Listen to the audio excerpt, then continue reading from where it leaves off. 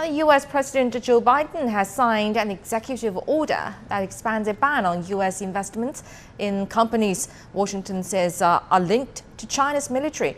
Thursday's move extends a Trump-era blacklist to China's defense and surveillance technology sectors. And the amended order said the ban would take effect on August the 2nd for those companies currently listed.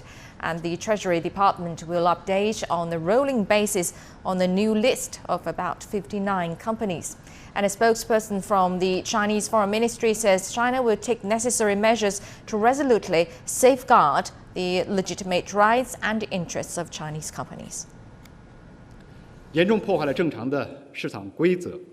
The move severely disrupts normal market rules and order. It not only undermines the lawful rights and interests of the Chinese companies, but also hurts the interests of global investors, including those in the U.S. The U.S. should respect rule of law and the market, correct its mistakes, and stop actions that undermine the global financial market order and investors' lawful rights and interests.